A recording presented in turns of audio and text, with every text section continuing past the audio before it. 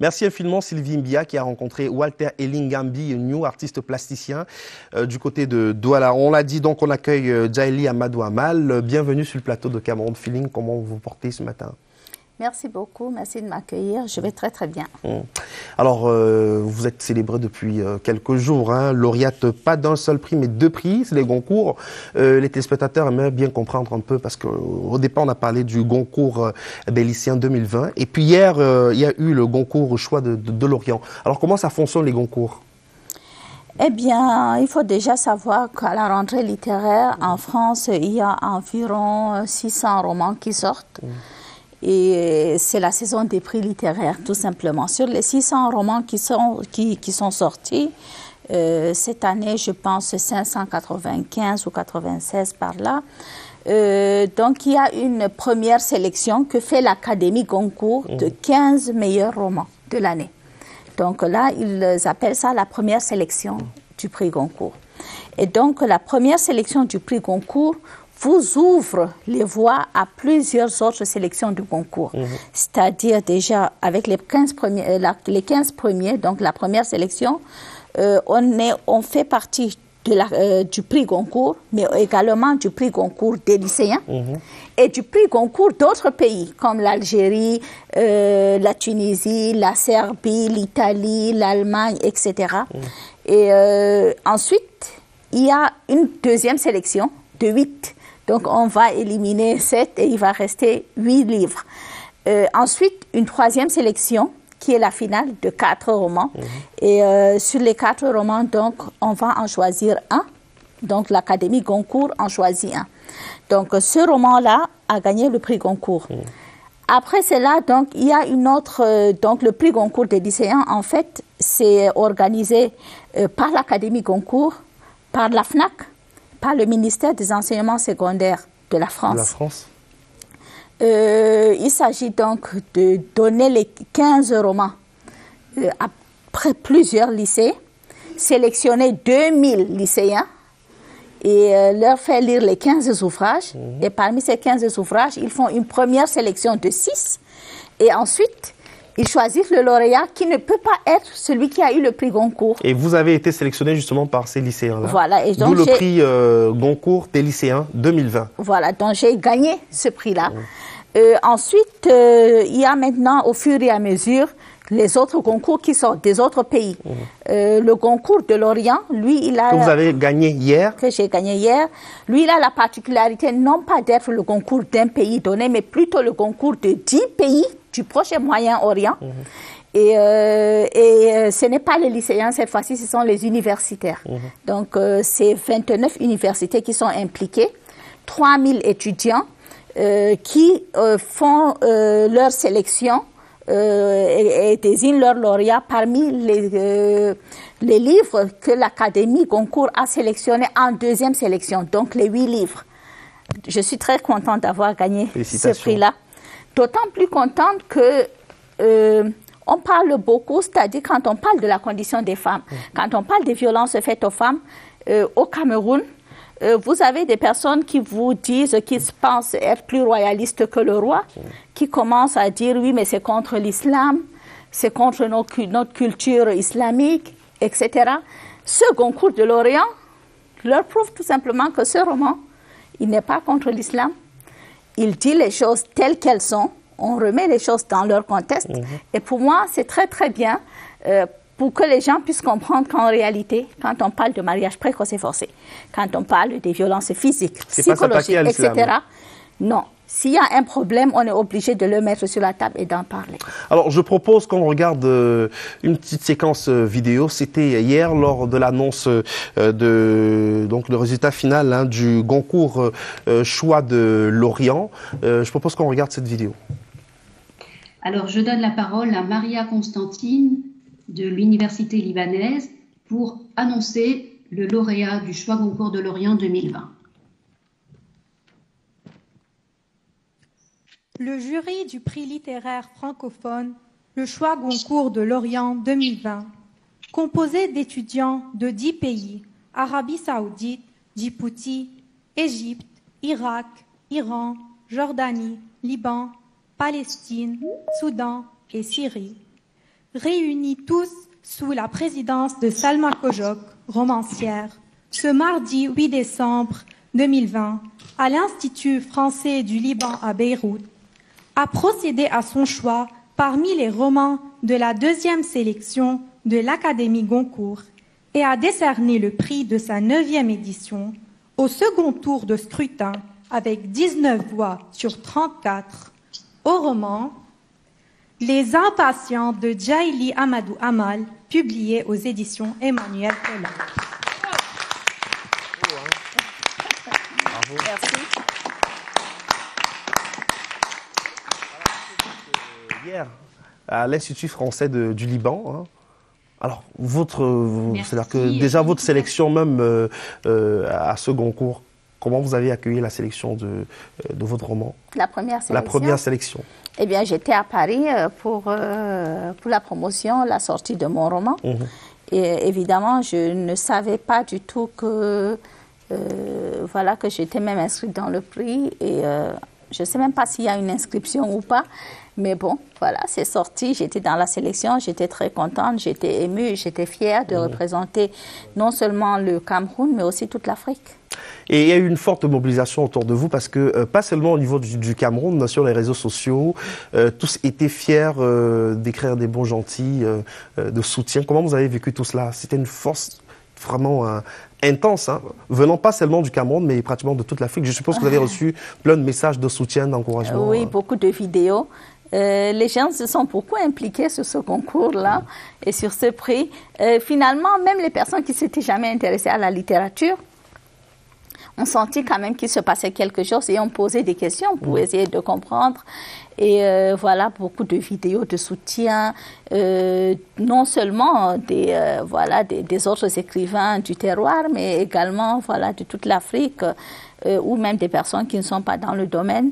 Et bien sûr, ça fait chaud au cœur, on se sent soutenu, on se sent galvanisé, on a la force et le courage de continuer à faire encore plus de presse, à parler plus du roman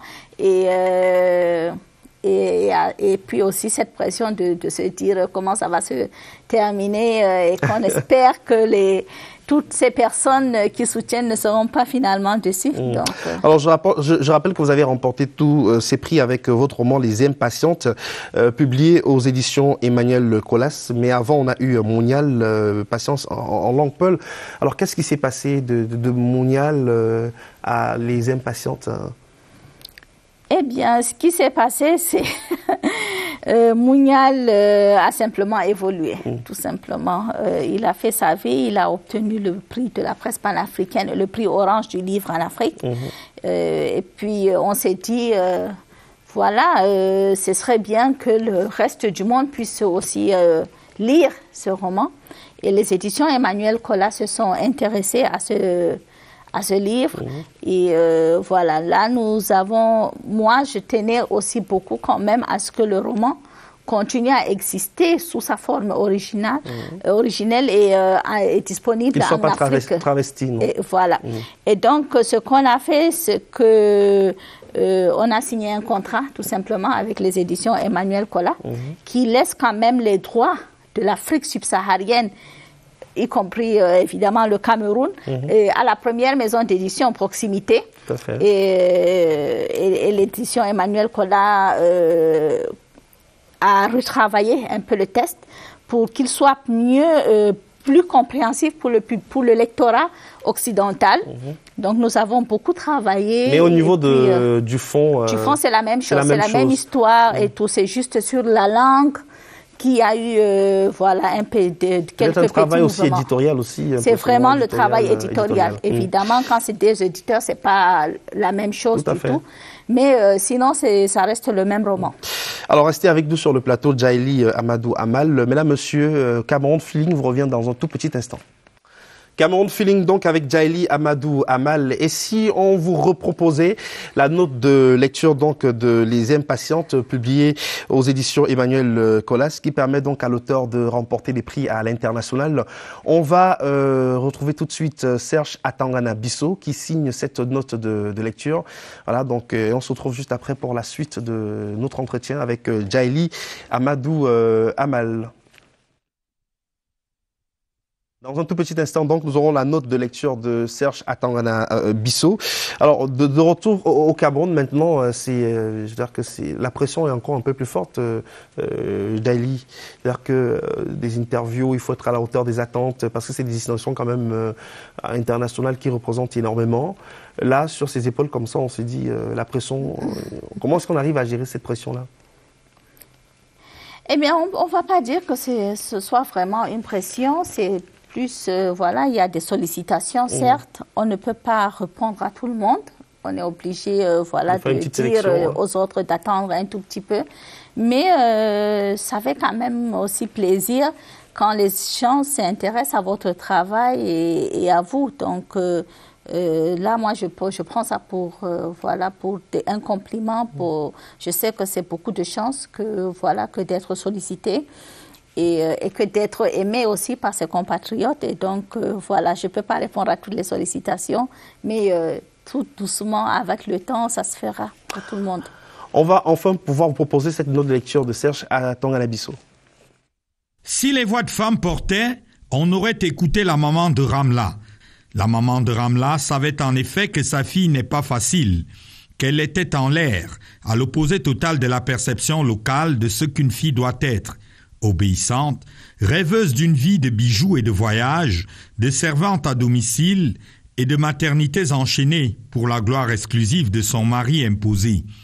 Ramla aime l'école, pas les pagnes.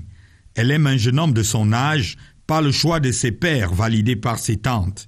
On lui prescrit alors la patience, remède absolu contre de telles déviances. La patience peut cuire la pierre, sagesse peule. On la marie alors de force, sa petite sœur hindoue et elle, le même jour. Elle va s'affranchir assez vite, donnant du sens à l'écriture engagée de Jaili Amal. Violence conjugale, polygamie assistée, jalousie entre femmes, condition de la femme du Saré, sainte horreur de la répudiation qui plane sur la tête de celle qui ose lever la tête. Jaili Amal a écrit sa vie, sans en faire une biographie. Édition Cola Paris, septembre 2020. Alors Serge Atangana Bissot l'a dit tout à l'heure, vous avez écrit votre vie, vous avez une vie quand même assez particulière. Hein. J'aimerais bien qu'on revienne un peu sur votre vie. Vous êtes originaire de Marois, dans la région de l'Extrême Nord. Exactement. Vous avez été mariée très tôt. Oui, j'ai été mariée à 17 ans. À un milliardaire. C'est le rêve de beaucoup de jeunes Camerounaises. Mais vous, visiblement, vous n'étiez pas à l'aise dans la posture de jeune mariée. Qu'est-ce qui s'est passé? Eh bien, ce fut une période assez difficile, assez compliquée de ma vie de femme. Je prétends à préciser quand même que aucun de mes romans n'est autobiographique, même si à chaque fois que je parlerai d'un mariage précoce et forcé, des violences faites aux femmes et de tout ce qui s'ensuit, automatiquement ça va se rapporter à moi.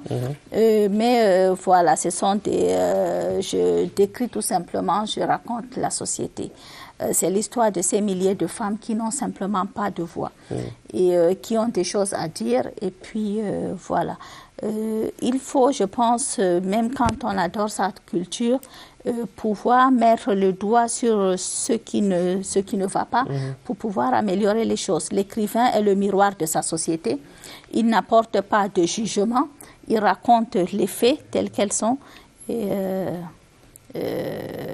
puis, laisse le soin au lecteur de pouvoir apprécier. Voilà, à chacun de faire sa propre analyse. Alors, après ce premier mariage, il y aura un autre mariage encore. Hein, vous allez être marié pour la deuxième fois. Et cette fois-là, vous tombez sur un homme violent. Vous allez connaître ce qu'on appelle les violences faites aux femmes aussi dans le cadre du mariage. C'est peut-être bien aussi d'en parler parce que si vous menez ce combat-là, même si vous dites que c'est pas forcément en relation avec votre vie, c'est important aussi que voilà, l'environnement dans lequel baigne l'auteur intéresse les téléspectateurs. C'est-à-dire qu'il y a eu ce deuxième mariage, vous avez décidé de partir parce que vous ne supportez pas la violence. Eh bien oui, prendre voilà, son courage à deux mains et savoir que, comme on dit chez nous, c'est-à-dire que s'enfuir pour sauver sa peau. C'est une forme de courage, tout simplement. Et je l'ai fait, je pense, surtout pour mes filles, parce que j'avais un message à donner. Et puis, je voulais être une voix suffisamment forte pour pouvoir mieux les protéger au sein de l'adolescence. Quoi qu'il en soit, le passé n'est pas le plus important. Aujourd'hui, je suis mariée à un homme qui est aussi écrivain. Écrivain, ingénieur, qui est un véritable soutien pour moi. Justement, est-ce qu'il vous soutient dans vos activités littéraires? Est-ce qu'il vous appuie? Et si oui, comment est-ce que votre mari vous appuie, Djaïli? Eh bien, mon mari m'appuie tout simplement en m'apportant, voilà, tout son soutien. Il est la personne qui me comprend le plus. Il est mon meilleur ami. C'est un homme adorable qui m'apporte tout son amour, mais également qui me soutient et qui me donne des conseils. Le fait qu'il soit écrivain également, c'est l'écriture qui nous a réunis. Il venait de publier son 2e roman quand on s'est rencontrés, et moi le premier. Le fait qu'on partage cette passion-là et qu'on puisse, voilà, ensemble se relire, donner son avis, etc. Aujourd'hui, je pense qu'il est la personne la plus fière qui soit de tout ce cheminement qu'en 10 ans j'ai pu faire. J'ai même l'impression qu'il s'efface quelque peu. Vous avez ravi la vedette à votre mari, carrément. Il oublie tout simplement sa carrière quelque part pour m'apporter le meilleur de lui-même, pour m'apporter tout son soutien. Et c'est quand même, voilà, c'est exceptionnel hein, qu'un homme voilà, reste avec un bébé d'1 mois, de 2 mois, parce que la maman est partie pour donner des conférences de par le monde. Et lui, il a été plus qu'un partenaire, plus qu'un conjoint. Il a été, voilà. Il est fier de ce que vous êtes aujourd'hui? Il est plus que fier. Alors, on va vous proposer aux téléspectateurs de regarder les images de votre arrivée à l'aéroport international de Douala. C'était un moment extraordinaire. Je ne sais pas si vous attendiez à cet accueil-là au niveau de l'aéroport international de Douala. Marie-Gabrielle Feguet était de la partie. On regarde.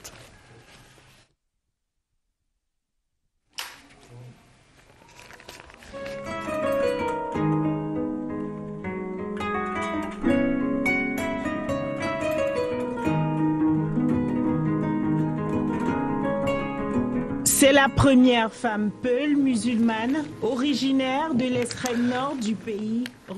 Voilà, on se mêle un tout petit peu les pédales au niveau de la régie. Je ne sais pas ce qui se passe, mais est-ce qu'on peut avoir le reportage de Marie-Gabrielle sur le retour de l'auteur donc à l'aéroport international de Douala, donc a été accueilli hein, par une forte mobilisation. On va regarder ce reportage de Marie-Gabrielle au niveau de la régie. Est-ce qu'on l'aura finalement, ce reportage de Marie-Gabrielle Feguet? Alors, parlons justement de cet accueil-là. Il y a eu la famille, les amis qui se sont mobilisés pour venir. Vous avez un accueil chaleureux. Et puis, il y avait surtout 2 heures de retard. Ça a pris le vol. Et donc, voilà, je ne m'attendais pas.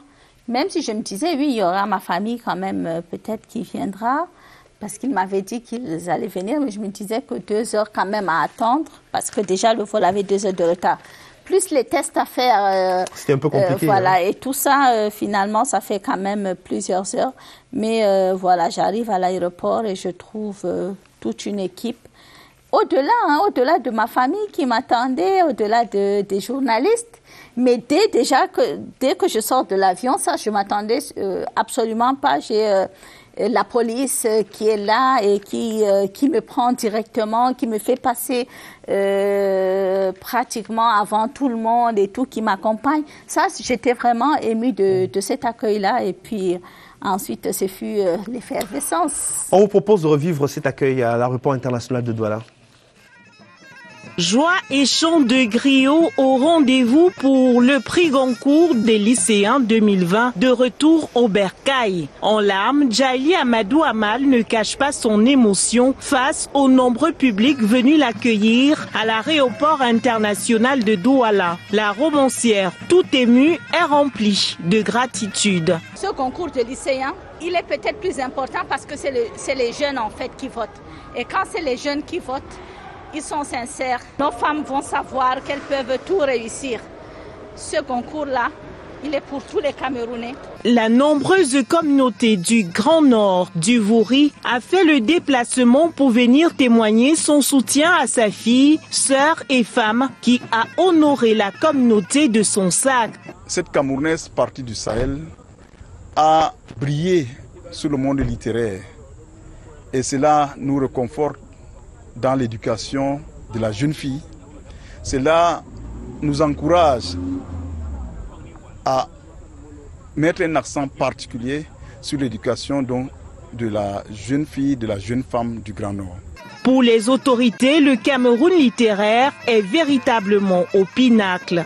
Sidjali Amadou Amal est la deuxième écrivaine camerounaise à recevoir cette prestigieuse récompense après Léonora Miano en 2006. Cela démontre à suffisance que la littérature camerounaise a encore de beaux jours devant elle. Voilà donc pour l'accueil de Djaili Amadou Amal. Alors, avec Serge tout à l'heure, on parlait des polémiques aussi, parce qu'il faut dire qu'il y a des polémiques. Vous êtes félicités, vous êtes célébrés. Mais on a aussi constaté, en faisant une sorte de monitoring sur les réseaux sociaux, qu'il y en a qui semblent ne pas partager la joie de beaucoup de Camerounais. Et il y a une capture d'écran qu'on va, je l'espère, avec la régie, proposer aux téléspectateurs.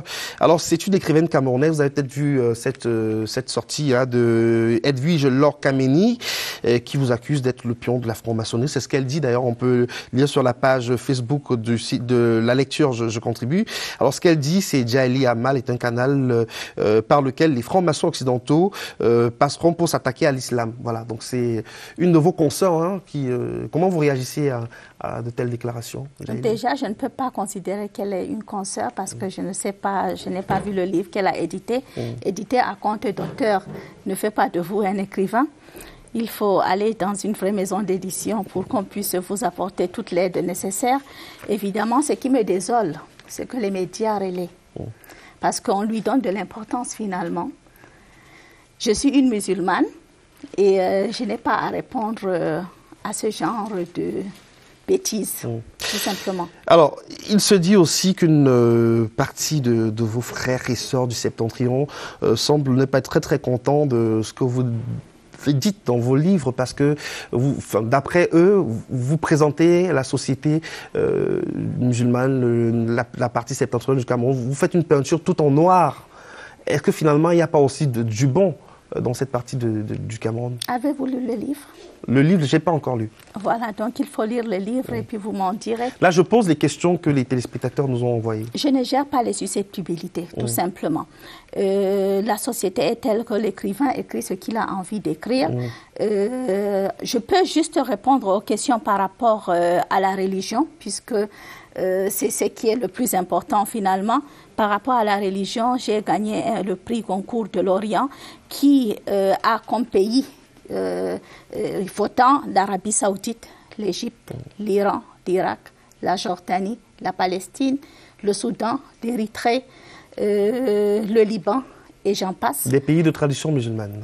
Et des pays musulmans et des pays qui sont pratiquement les gardiens de l'islam. Donc je ne pense pas qu'on puisse au Cameroun être plus royaliste que le roi. Et finalement aussi, c'est une autre question de téléspectateur. Est-ce que finalement la femme du Grand Nord se limite uniquement à la femme du Sahari? La preuve. Je suis une femme du Grand Nord. Et puis, la CRTV est aussi bien placée. Parmi vos collègues, je pense que vous avez des femmes du Grand Nord qui sont très brillantes, qui font des choses extraordinaires. La femme du Grand Nord, comme la femme dans tout le Sahel et pratiquement dans tous les pays de l'Afrique subsaharienne, ont des problèmes bien spécifiques. Ça ne veut pas dire que les autres n'en ont pas. Quand on parle aujourd'hui des violences faites aux femmes ou même de l'égalité du genre, etc., on ne parle pas que du Sahel, on parle pratiquement du monde entier. Évidemment, le fait que je mette le doigt sur ce qui ne va pas, ça ne veut pas dire que tout ne va pas. D'accord. C'est ça. Ça veut tout simplement dire qu'il y a encore dans la population des femmes qui subissent le mariage précoce et forcé, 38%, des femmes qui subissent les violences physiques, psychologiques, etc. de la part de leurs compagnons, et que s'il en restait qu'une seule qui subissait cela, elle mériterait quand même qu'on puisse en parler. Alors, tant que ces violences restent d'actualité, le combat se poursuit en ce qui vous concerne? Le combat se poursuivra toujours parce que, évidemment, il faut bien en parler puisque c'est un problème qui existe. Alors, est-ce que des fois aussi, vous n'êtes pas tenté d'aller explorer d'autres univers? Pour l'instant, on reste vraiment focalisé sur les violences faites aux femmes. Djaïli? Je me sens libre d'écrire ce que j'ai envie d'écrire. En tant qu'auteur. Pour le moment, le sujet de la condition des femmes dans le Sahel est un sujet qui m'intéresse d'autant plus. Il m'intéresse d'autant plus qu'on n'en parle pas suffisamment ou on n'en a même pas parlé en ce qui concerne la littérature camerounaise. Pourquoi je chercherai ailleurs? C'est ma société, j'ai envie de parler d'elle. Pour le moment, évidemment, pour mon autre roman, si j'ai envie de parler de l'Ouest ou du Sud, ou même d'un autre pays, je me sens libre de le faire. Voilà, donc elle a répondu aux questions de nos téléspectateurs, hein, bravo en tout cas. On va poursuivre le programme en allant du côté de Douala, présenter un artiste musicien que vous connaissez certainement, parce qu'il faut dire que vous habitez Douala. Sam Fantoma, vous connaissez Sam Fantoma? Bien sûr. Alors, Sam Fantoma n'est pas qu'artiste musicien, il partage aussi une passion très forte pour le football. Et Serge Bertrand-Pout, donc, qu'on a eu sur le plateau tout à l'heure, donc, nous dresse le portrait de ce monsieur pluridimensionnel.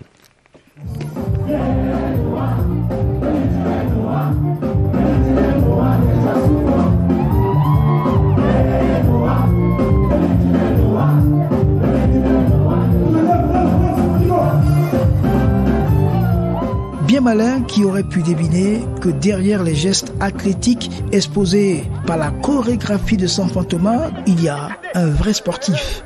C'est ma deuxième passion. Après la musique, c'est le football.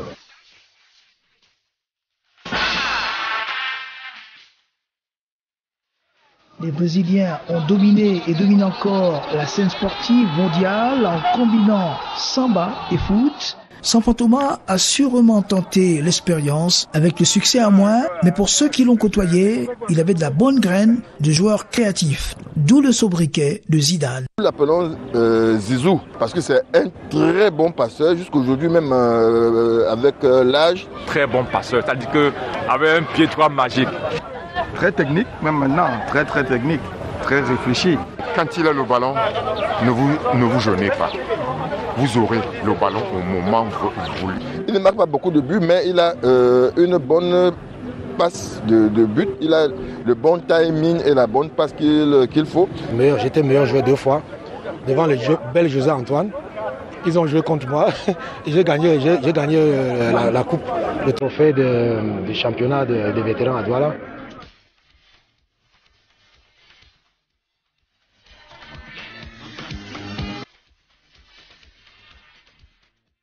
Il n'y a qu'à voir ce qu'il fait avec un ballon, comprendre qu'il reste artiste. Les dimanches, le créateur du Makassi oublie les séances de studio et se charge de président du conseil d'administration de la Sonacam. Il joue au football au stade du lycée de Bépanda. Et manifestement, il n'est pas à bout de souffle. Il y a une bonne ambiance. Tous les dimanches, nous ne parlons plus droit d'auteur, nous parlons plus musique. Nous ne parlons que football avec les Bonaventure John Keb, le Tientélion. Il est le président, je suis le vice-président de cette association-là. Le football, pour cette gloire de la musique, n'est pas une passade, mais une passion, allumée depuis le bas âge. Comme tous les enfants du Cameroun, et puis on a joué dans la rue à Bafsam. Quand j'étais au collège Tankou, j'étais le capitaine du collège et j'étais le plus petit mais le plus courageux. Et j'ai toujours eu une passion énorme pour le football. La musique a pris le pas. Parce que je pense que j'aurais pu être bon footballeur, meilleur footballeur que musicien. Quand vous le voyez jouer, vous croyez peut-être qu'il a joué dans une équipe. Sam Fantoma n'est pas passé dans le football en coup de vent. Bien au contraire, il revendique même une longue carrière d'entraîneur. J'étais même coach de 2e division au Cameroun. Beaucoup de gens ne savent pas que j'ai eu des diplômes en France. Et je suis venu entraîner Jupiter pendant près de 4 ans en 2e division. À cause de mes tournées, j'ai dû abandonner le rôle d'entraîneur. Maintenant, je suis dans les vétérans. Il y a beaucoup d'enfants qui sont passés par moi, comme l'ancien joueur des Lions qui a gagné la Coupe des Formes, Métomo. C'est des enfants que j'ai pu aider. Quand je dis aider, qui étaient avec moi. Et avant que c'est moi qui l'ai envoyé à Kribi. Parce que là-bas, il y avait une dame que je connaissais. Il m'a eu comme un aîné. qui a vu un gamin qui avait quelques touches, comme on dit dans le milieu, et qui lui disait, quand tu as le ballon, fais ci, fais ça, il faut éviter de faire ça. Et c'était oui. Et à chaque fois que je finissais l'entraînement à Océan de Pili, je revenais l'après-midi et je le trouvais à cet endroit-là, à l'aviation, comme on appelait. Et bien, il me disait, qu'est-ce que tu as fait? Je lui dis, j'ai fait ci. Il me dit, aujourd'hui, tu vas jouer à tel endroit et tu vas faire telle chose. Un coach bien inspiré juge certains footballeurs devenus entraîneurs. Coach du coach. Et à l'époque, tout le monde n'avait pas la vidéo. Lui, il avait compris qu'on peut montrer un match aux enfants et leur expliquer voilà ce qu'on attend de vous, voilà le placement qu'il faut, voilà le déplacement qu'il faut, parce que le football se résume en placement, déplacement et replacement. C'est un coach avec une vision futuriste et logique. Il nous montrait des choses que c'est aujourd'hui qu'on découvre, à savoir le dédoublement. Le jury d'avant, c'est qu'il considère le dédoublement. Voilà, il expliquait, il démontrait, il faisait des courses. Par exemple, quand il voulait un dédoublement, il prenait le ballon, il passait au joueur, il allait dédoubler, et voilà. Alors que j'ai vu d'autres entraîneurs qui on dédouble, on fait ci, ça semblait abstrait. Mais avant le banc de touche, il a montré ses touches de milieu du terrain dans quelques arènes de football. Et, divine surprise, tout à la ferveur de son rayonnement musical, Sanfantoma profitera en 1984 d'une tournée internationale pour s'entraîner avec les héros de la CAN. Pendant l'épopée, la grande épopée des Lions indomptables à Abidjan, j'étais à Bouaké quand ils ont joué contre le Mali. Je suis allé m'entraîner avec eux. Ils étaient même très fiers. Et après, ils sont venus à Abidjan. Chaque fois, j'allais un peu m'entraîner avec eux pour m'amuser, en plus les encourager. À Abidjan, quand il venait, on lui donnait la possibilité de tripoter le ballon avec nous. Et c'est comme ça qu'on a compris que c'était un bon footballeur. Sa facilité à être à la fois entraîneur de football, arrangeur de musique et couturier étonne. Ses passions qui ont balisé sa carrière se rencontrent et s'harmonisent, des potentialités qui ont pour dénominateur commun le style. Oui, Sam l'arrangeur, c'est exact, à peu près la même chose. Sauf qu'au niveau d'arrangement, on adapte les harmonies au chant de celui qui a amené la musique. Et au football, on s'adapte aussi aux joueurs par rapport à ce qu'il sait faire pour lui donner un classement, pour pouvoir avoir un système de jeu. On utilise la force du joueur pour mettre un système de jeu en place. En tout cas pour ses amis du 2-0 et les spectateurs qui l'impressionnent, le voir jouer à la musique et au football est un bon prétexte pour lui faire la grimace. Quand mon camp a perdu, il chante mes chansons pour me narguer. C'est comme ça que ça se passe ici. Alors on va essayer de chanter un peu.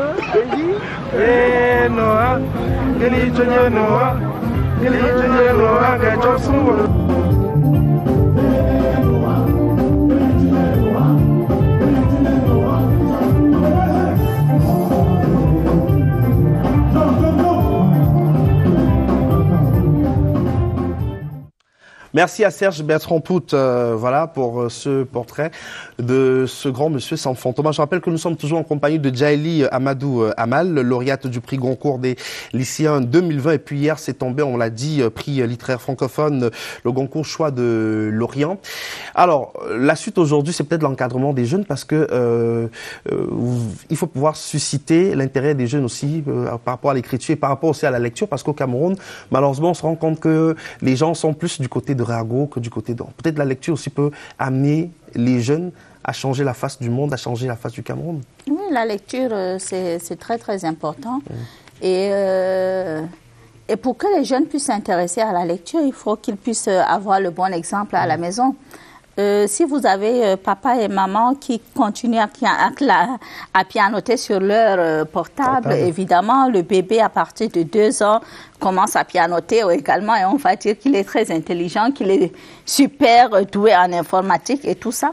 Alors qu'en réalité, voilà, alors que si dans la famille, on se rend compte quand même qu'on voit que chaque jour, papa lit le journal, que maman lit un roman, en ce moment-là, les jeunes, eux aussi, ils vont tout simplement copier. Et puis, on est bientôt Noël. Offrez des livres à vos enfants. Et justement, il faut dire, hein, ça, on ne pouvait pas sortir d'émission sans en parler. Toute petite, vous avez beaucoup lu. Il y a des auteurs. Et ce qui est extraordinaire, c'est que c'est les auteurs que moi aussi j'ai lu quand j'étais plus jeune. Amadou Ampateba. Vous avez lu beaucoup des auteurs qui peuvent considérer comme vraiment des monuments de la littérature africaine. Oui, j'ai lu pratiquement tous les classiques, c'est normal. Et puis, en plus, voilà, j'ai Ferdinand, Léopold Oyono. Oui, tout ça, tous les livres que j'ai pu avoir, je les ai lus. Évidemment, je pense que c'est ce qui m'a forgé aussi mon goût pour la littérature et même plus tard au collège. Donc, mais c'est super important que dans les collèges et dans les lycées, qu'il puisse y avoir des bibliothèques assez fournies. Qu'il puisse surtout y avoir une bibliothécaire ou un bibliothécaire qui puisse encourager les jeunes à venir lire, des professeurs qui puissent les accompagner, c'est très important. Dans une société où on ne lit pas, on ne peut pas bien évidemment se développer. Et il faut dire que vous avez un de vos ouvrages qui est inscrit au programme scolaire au Cameroun. C'est important de le dire parce que vous participez aussi à former cette élite camerounaise. C'est énorme avoir son ouvrage au programme scolaire. De façon directe aussi, on participe à l'édification de l'intelligentsia. Évidemment, ça m'a vraiment fait très très plaisir de voir que voilà, mon premier roman Walande était inscrit au programme. Je sais que c'est un processus qu'au Cameroun, quand même, les ouvrages, les manuels scolaires sont sélectionnés très rigoureusement. Donc, je suis très flattée et très fière, évidemment, de pouvoir partager tout un univers avec des jeunes. Et puis, pour l'intégration nationale, c'est aussi très important qu'on puisse maintenant aussi avoir une vision de la vie, des cultures du Grand Nord Cameroun. Je suis d'autant plus fière quand même que cet ouvrage-là, il est inscrit en classe de première du système anglophone. Anglophone, voilà. En plus. Donc c'est très important, mais évidemment, on va attendre aussi que ça puisse passer dans le système francophone. Alors, on vous remercie vraiment du fond du cœur d'avoir accepté notre invitation. On espère que les téléspectateurs ont eu toutes les réponses auxquelles ils se posaient. La suite, maintenant, je le disais, ça va être une autre responsabilité parce que quand on revient à auréoler de ces prix internationaux, on est un modèle, on est un exemple. Beaucoup de jeunes filles s'identifient désormais à vous, pas seulement, mais également le combat pour éradiquer les violences faites aux femmes se poursuit, pas seulement dans le Grand Nord Cameroun, mais vraiment en Afrique aussi, parce que c'est un réel problème chez nous en Afrique. Je pense que le prix me donne tout simplement la visibilité, mais ne change pas vraiment mon travail qui est celui d'écrire et puis d'être active à travers mon association Femmes du Sahel. Et on va continuer le travail comme d'habitude, tout simplement, espérant dégager plus de temps pour pouvoir continuer à écrire et à pouvoir publier mon prochain roman très rapidement. Et puis, sur le plan associatif, évidemment, le combat continue sur le terrain comme d'habitude et peut-être un peu plus que d'habitude. J'allais justement vous poser la question de savoir à quand le prochain roman, Jaëlie? Très, très bientôt. Inch'Allah. Voilà, en tout cas, merci. Soyez toujours aussi inspirés. Et voilà, nous avons été honorés de vous avoir sur le plateau de Cameroun Feeling. Merci à vous, mesdames, messieurs, de nous avoir regardés. On vous souhaite de passer de très, très bons moments sur notre antenne. On sera là vendredi, toujours avec le même plaisir, avec d'autres invités.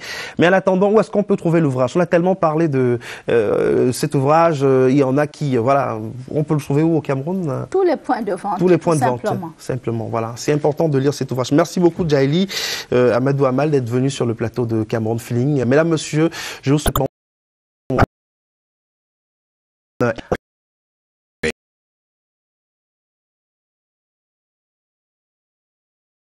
Premier Loto.